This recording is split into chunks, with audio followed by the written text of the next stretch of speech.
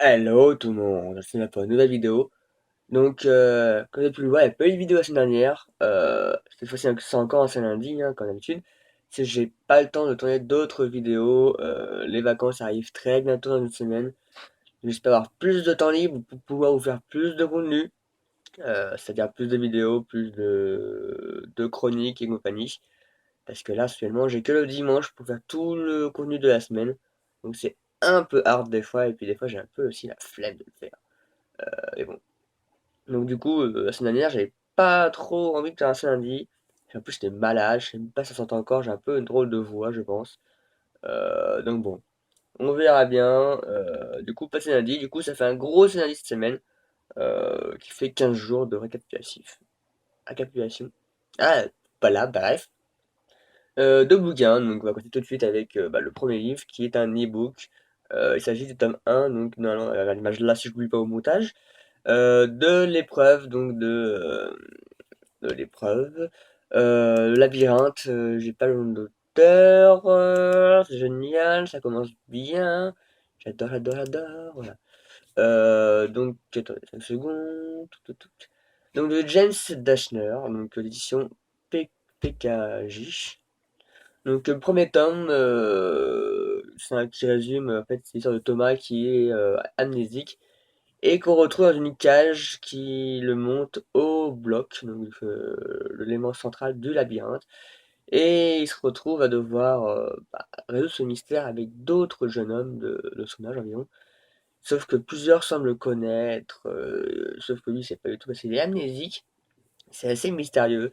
Et ces jeunes hommes doivent résoudre le labyrinthe pour trouver la sortie. Labyrinthe qui se ferme toutes les nuits et qui bouge toutes les nuits aussi, enfin qui se change dans sa structure générale toutes les nuits. C'est assez bizarre.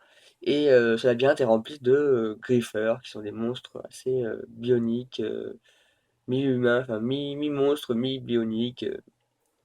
Donc c'est assez bizarre, c'est ça de dire. Je sais pas comment on peut de la bestiole. Donc bref, c'est un livre que j'ai pas mal aimé. Pas mal bien aimé. C'est pas très français, génial. J'ai bien accroché. Il y a pas mal de mystères, surtout là-dessus, ça se joue. Les angoissements du labyrinthe, mystère, qui ils sont, pourquoi ils sont là, que doivent-ils faire au bout de 2 ans, ils n'ont toujours pas trouvé la sortie du labyrinthe. Ils savent pas. Donc il y a pas mal de mystères. La fin est un peu, on va dire, on peut que s'y attendre. C'est une fin assez classique en fait. Mais bon, j'aurais pas vu une autre fin aussi, enfin, qui corresponde à l'univers en fait. Donc j'ai hâte de lire le tome 2, je pense lire sous peu. Et bien sûr, j'ai hâte de voir le film qui sort le 13, je crois, donc dans une semaine maintenant. Donc j'ai hâte d'aller voir ça. C'est pour ça que je lis le livre aussi rapidement pour pouvoir avoir lu le livre avant le film. J'aime bien avoir lu l'œuvre originale avant le film. C'est toujours mieux.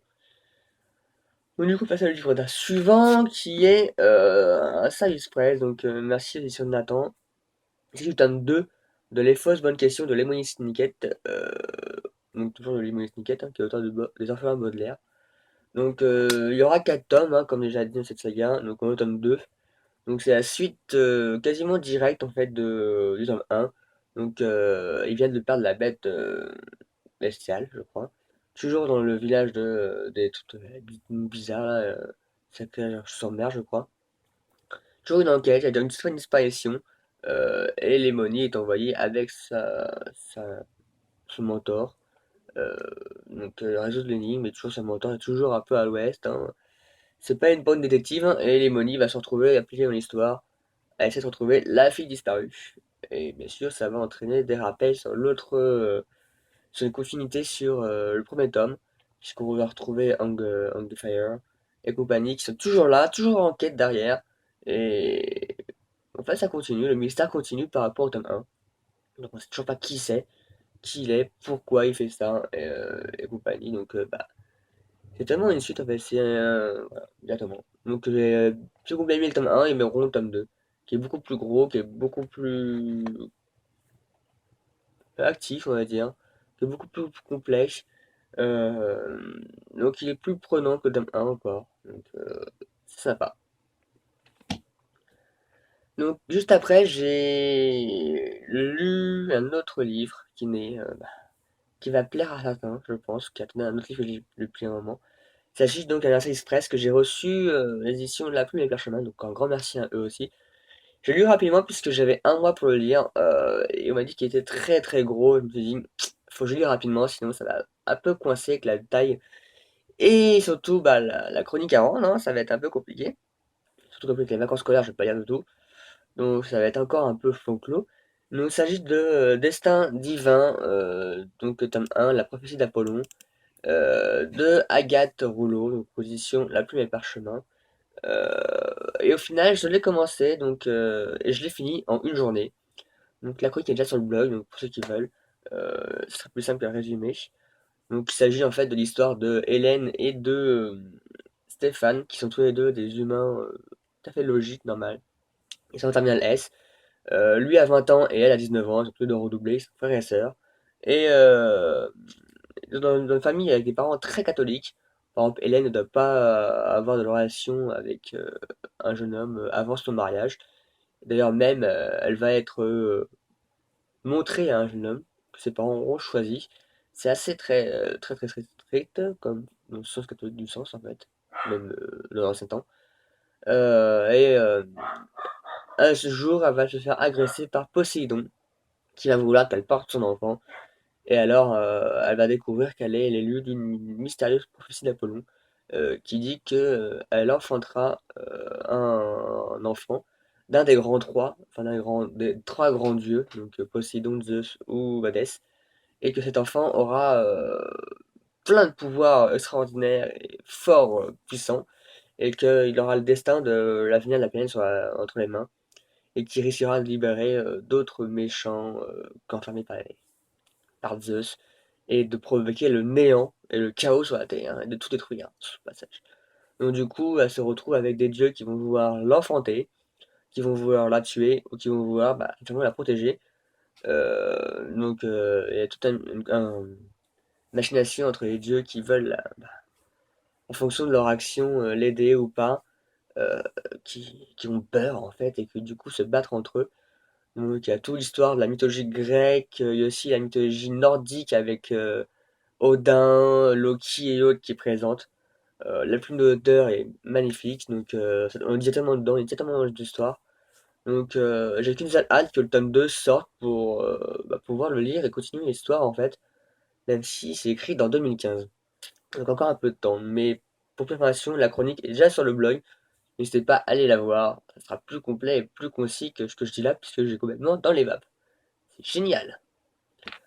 Donc du coup, ça, ce que je lis, ce que je suis en train de lire, qu'on m'a pas mal demandé où j'en étais. Il s'agit de Les Mémoires de Zeus de Maurice Durion, une édition Bragelonne. Donc j'en suis à la page 90 sur 380. J'avance petit à petit avec les deux Tailles Express, il a pris un peu de retard.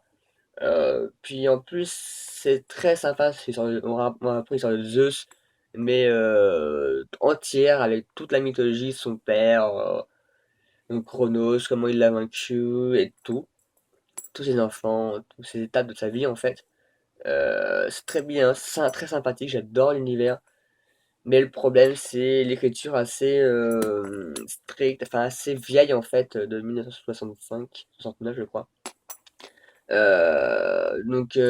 C'est assez ancien, il y a plein de virgules partout, des phrases, syntaxe assez anciennes.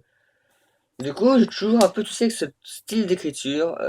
Et j'avance moyennement. Je rame un smoule. C'est le cas de le dire. Et pourtant, j'aime bien l'histoire. Donc, du coup, je pense qu'il va être lu. Il va revenir souvent, c'est lundi. Il va être lu en fond de tâche, en fait, entre deux livres que j'ai pas lus, enfin, que j'ai fini, mais que j'ai pas fini. Là, ça va être ça. Ça va être peut-être un livre qui va être sur plusieurs semaines, qui va être progressif, et qu'on verra le bout à bout d'un moment. Parce que je pense que si je lis que ça d'un coup, je vais péter un câble. Avec aussi l'écriture. Donc du coup, ça c'est ce que je vais lire la semaine prochaine, enfin ce que j'espère, en continu de La Mémoire de Zeus. Donc je vais commencer un petit livre rapide dont l'auteur est présente au salon du livre de Montreuil. Il s'agit de Odélis des Anges, donc de Cathy Cassidy, qui est édition Nathan apparaître le 6 novembre. Donc c'est une nouvelle saga de l'auteur, les filles chocolat je crois. J'ai pas lu Sakura Saga. Là, c'est un premier tome, donc je me dis c'est le moment de le lire, c'est l'occasion. En plus, il est pas très long, il fait une deux centaines de pages. À mon avis, il va être lu très rapidement, du moins je pense, hein, enfin j'espère. Sauf si l'histoire ne me plaît pas du tout, et je vais galérer à mort dedans, ce qui est possible, parce que ça a l'air très très très fille. Elle est aussi très jeunesse, parce que l'héroïne a 13 ans, c'est derrière.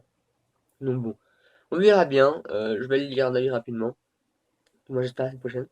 Donc du coup, vous entendrez parler plus rapidement, en fait, avec plus complètement. Et le dernier tome que j'espère pouvoir commencer la semaine prochaine, c'est le tome 1 de Withershine's, donc le pacte de la voleuse, de Harry Marnell, édition de l'Humaine. Donc c'est l'un de leurs premiers livres sortis, qui fait 400 pages. Donc je me souviens plus du tout du résumé, donc je ne saurais pas vous le dire à chaud là.